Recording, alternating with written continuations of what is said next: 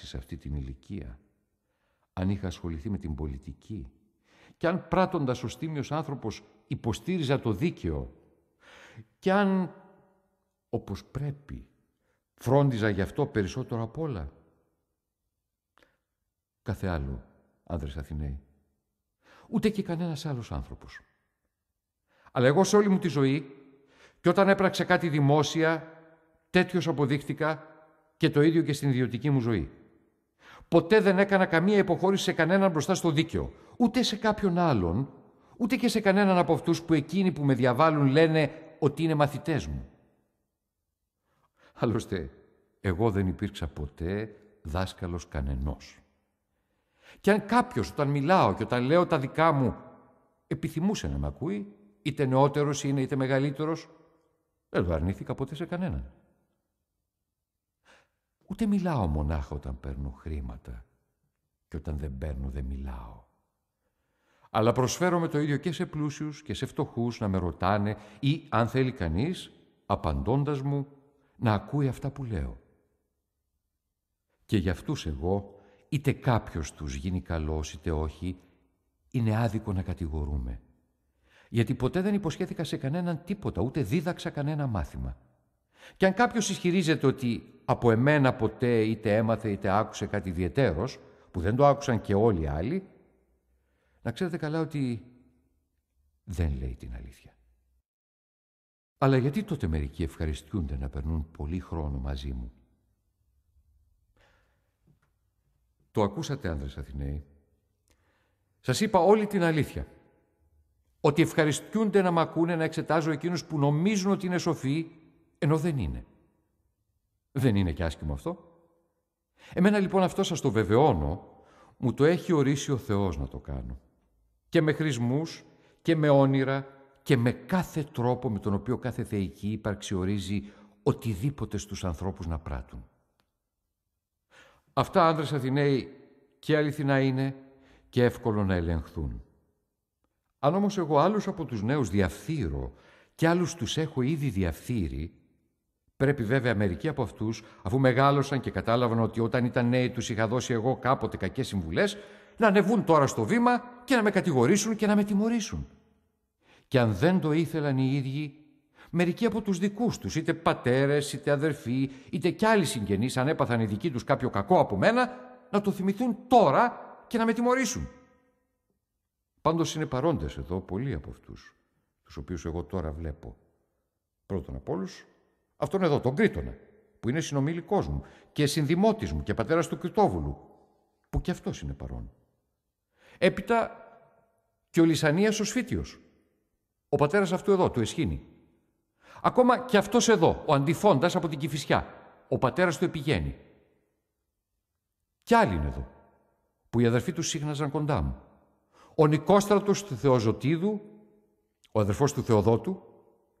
Ο Θεόδοτος έχει πεθάνει και έτσι δεν μπορεί να τον εμποδίσει με τα παρακάλια του. Και ο Πάραλος του Δημοδόκου, που ήταν αδερφός του Θεάνης. Να και ο Αδήμαντος του Αρίστονος, που ο αδερφός του είναι αυτός ο Πλάτων. Και ο Εαντόδωρος, που ο αδερφός του είναι ο Απολόδωρος. Και άλλους πολλούς μπορώ να σας αναφέρω και κάποιον από αυτούς έπρεπε να ορίσει ο μέλιτος για μάρτυρα στην κατηγορία του. Και αν το ξέχασε τότε, ας τον ορίσει τώρα. Εγώ τον αφήνω. Και ας μας το πει αν έχει κανέναν. Αλλά θα τους βρείτε όλους τελείως αντίθετους άνδρες. Όλοι τους είναι πρόθυμοι να βοηθήσουν εμένα, που διαφθείρω τους δικούς τους και τους βλάπτω, όπως λένε ο Μέλιτος και ο Άνητος. Και εκείνοι που έχουν διαφθαρεί, ίσως θα είχαν κάποιον λόγο να με βοηθήσουν. Εκείνοι όμως που δεν έχουν διαφθαρεί και που είναι ήδη όριμοι άνδρες, οι συγγενείς τους, ποιον άλλο λόγο έχουν να με βοηθούν εκτός από το να υποστηρίζουν το σωστό και το δίκαιο? Επειδή ξέρουν ότι ο Μέλιτος λέει ψέματα, ενώ εγώ την αλήθεια. Αρκετά, άνδρες Αθηναίοι. Είπα ότι είχα να πω για να απολογηθώ. Ίσως θα μπορούσα να προσθέσω κι άλλα παρόμοια. Δεν αποκλείεται όμως να αγανακτήσει κανείς από εσάς αν σκεφτεί τον εαυτό του, που και σε μικρότερη σημασία δίκη από αυτήν εδώ θα παρακαλούσε και θα οικέτευε τους δικαστές με πολλά δάκρυα, φέρνοντας το βήμα και τα παιδιά του για να το λυπηθούν όσο το δυνατόν περισσότερο, και άλλους πολλούς συγγενείς και φίλους, ενώ εγώ δεν θα κάνω τίποτα από όλα αυτά, παρόλο που διατρέχω, όπως φαίνεται, τον μεγαλύτερο κίνδυνο. Ίσως λοιπόν κανείς, αν αναλογιστεί αυτά τα πράγματα, να γίνει πιο σκληρός απέναντί μου και να οργιστεί γι' αυτά και να δώσει με οργή την ψήφο του. Αν λοιπόν κάποιος από εσάς αισθάνεται έτσι, πράγμα που δεν θέλω να το πιστέψω, αν συμβαίνει κάτι τέτοιο, θα μπορούσα νομίζω να του πω ότι κι εγώ, αγαπητέ μου, έχω κάποιους συγγενείς. Γιατί ισχύει και για μένα εκείνο που είπε ο Όμηρος. Δεν γεννήθηκα ούτε από καμιά βελανιδιά, ούτε από καμιά πέτρα, αλλά από ανθρώπους, ώστε να έχω και συγγενείς και γιους, άνδρες Αθηναίοι. 3. Ο ένας είναι ήδη έφηβος, οι άλλοι 2 παιδιά. Αλλά όμως κανέναν από αυτούς δεν ανέβασα στο βήμα για να σας παρακαλέσω να με αθωώσετε. Γιατί λοιπόν δεν κάνω τίποτα από αυτά? Όχι από υπεροψία, άνδρες Αθηναίοι, ούτε για να σας ντροπιάσω. Αν αντιμετωπίζω το θάνατο θαραλέα είναι άλλη υπόθεση. Για τη φήμη όμως, και τη δική μου και τη δική σας και ολόκληρης της πόλης, δεν νομίζω ότι είναι πρέπον να κάνω τέτοια πράγματα. Δεν είναι πρέπον στην ηλικία μου, αλλά και στο όνομα που έχω αποκτήσει, αληθινό ή ψεύτικο. Γιατί υπάρχει η γνώμη ότι ο Σωκράτης σε κάτι διαφέρει από το πλήθος των ανθρώπων. Θα είναι ντροπή αν αποδειχθούν κατώτεροι της φήμης τους όσοι από εσάς θεωρείτε πως διαφέρουν στη σοφία, την ανδρεία ή οποιαδήποτε άλλη αρετή. Πολλές φορές έχω δει ανθρώπους που όταν δικάζονται, ενώ πριν φαίνονταν σπουδαίοι, κάνουν πράγματα ανάρμοστα, σαν να θεωρούν ότι θα πάθουν κάτι φοβερό αν πεθάνουν, ως εάν επρόκειτο να είναι αθάνατοι αν δεν τους σκοτώνατε εσείς. Τέτοιοι άνθρωποι μου φαίνεται πως ντροπιάζουν την πόλη. Γιατί θα μπορούσαν να κάνουν ένα ξένο να νομίσει ότι όσοι Αθηναίοι διακρίνονται για την αρετή τους και κλαίγονται από τους συμπολίτες τους για αξιώματα και τιμητικές διακρίσεις, σε τίποτα δεν διαφέρουν από τις γυναίκες. Άνδρες Αθηναίοι, εμείς που έχουμε κάποιο όνομα, δεν πρέπει να κάνουμε τέτοια πράγματα. Αλλά κι αν τα κάνουμε, εσείς δεν πρέπει να το επιτρέπετε. Αντίθετα, πρέπει να δείξετε ότι είστε αποφασισμένοι να καταψηφίσετε όποιον παίζει αυτά τα ελεεινά δράματα μπροστά σας, γελιοποιώντας την πόλη. Αλλά όχι όποιον φέρετε με αξιοπρέπεια. Αλλά και εκτός από το θέμα της φήμης, άνδρες, δεν μου φαίνεται ότι είναι δίκαιο να παρακαλεί κανείς τον δικαστή, ούτε παρακαλώντας τον να αθωώνεται, αλλά εξηγώντας του και πείθοντάς τον. Γιατί δεν βρίσκεται για το σκοπό αυτό σε αυτή τη θέση ο δικαστής, για να απονέμει τη δικαιοσύνη κάνοντας χάρες, αλλά για να κρίνει. Και έχει ορκιστεί να μην κάνει χάρες όποιον του αρέσει, αλλά να δικάζει σύμφωνα με τους νόμους. Δεν πρέπει λοιπόν ούτε εμείς να σας εθίζουμε στην επιορκία, ούτε και εσείς να τη συνηθίζετε. Γιατί τότε κανένας μας δεν θα έπρατε σύμφωνα με τη θέληση των θεών. Μην έχετε λοιπόν την αξίωση, άνδρες Αθηναίοι, να συμπεριφέρομαι απέναντί σας με τρόπο που ούτε εγώ θεωρώ ότι είναι σωστός ή δίκαιος ή αρεστός στους θεούς, και μάλιστα ματωδία τη στιγμή που κατηγορούμε από αυτόν εδώ το μέλιτο για ασέβεια προς τους θεούς.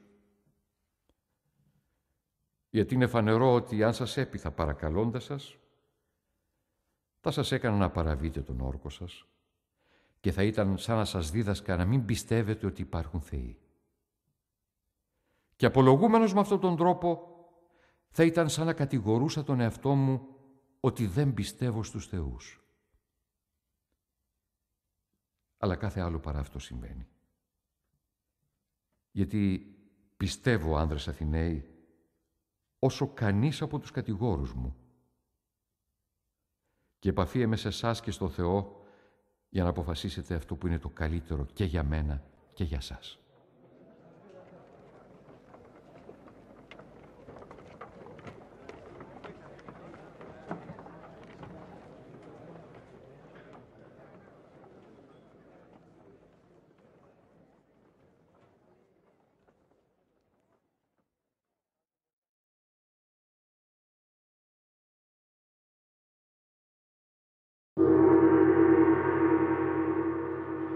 Σωκράτης δευτερολογεί μετά την απόφαση του δικαστηρίου ότι είναι ένοχος και πριν αποφασίσει το δικαστήριο για την ποινή που θα του επιβάλλει.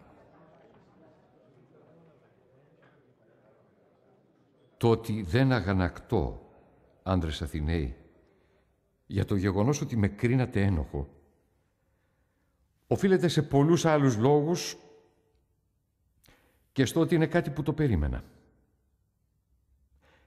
Εκείνο όμως που με κάνει να απορώ είναι ο αριθμός των ψήφων και από τις δυο μεριές. Γιατί δεν πίστευα ότι θα καταδικαζόμουν με τόσο μικρή πλειοψηφία, αλλά με πολύ μεγαλύτερη. Τώρα όμως, όπως φαίνεται, αν 30 μόνο ψήφοι είχαν πέσει αλλιώς, θα είχα αθωωωθεί. Όσον αφορά την κατηγορία του μέλητου, νομίζω ότι έχει ήδη αποδειχθεί η αθωότητά μου. Και όχι μόνο έχει αποδειχθεί η αθωότητά μου, αλλά είναι σε όλους φανερό ότι αν δεν είχαν παρουσιαστεί για να με κατηγορήσουν ο Άνητος και ο Λύκων, θα χρώσταγε και 1000 δραχμές πρόστιμο, επειδή δεν θα έπαιρνε ούτε το 1/5 των ψήφων. Προτείνει λοιπόν αυτός ο άνθρωπος να με καταδικάσετε σε θάνατο. Ας είναι. Κι εγώ τι θα σας αντιπροτείνω, άνδρες Αθηναίοι? Προφανώς αυτό που μου αξίζει. Τι είναι λοιπόν αυτό? Τι πρέπει να πάθω? Ποια ποινή πρέπει να μου επιβληθεί, επειδή έκρινα ότι πρέπει να παραιτηθώ από την ήσυχη ζωή και να παραμελήσω όλα εκείνα για τα οποία φροντίζουν οι περισσότεροι άνθρωποι? Χρήματα, οικονομικά συμφέροντα, στρατηγίες, δημόσιες αγορεύσεις και όλα τα άλλα αξιώματα και τις πολιτικές συμμαχίες και βατρίες. Επειδή πιστεύοντας ότι μπορούσα να κάνω κάτι καλύτερο από το να εξασφαλιστώ ασχολούμενος με τέτοια πράγματα, δεν ασχολήθηκα με αυτά, που άμα το έκανα ούτε εσάς ούτε τον εαυτό μου θα ωφελούσα καθόλου, αλλά πηγαίνοντας σε κάθε ένα χωριστά του χάριζα τη μεγαλύτερη κατά τη γνώμη μου ευεργεσία. Ερχόμουν κοντά του και επιχειρούσα να τον πείσω να μην φροντίσει για καμιά άλλη υπόθεσή του πριν φροντίσει τον εαυτό του. Πώς θα γίνει δηλαδή καλύτερος και συνετότερος. Ούτε για τις υποθέσεις της πόλης, αλλά για την ίδια την πόλη. Και για όλα τα άλλα να φροντίζει με αυτόν τον τρόπο.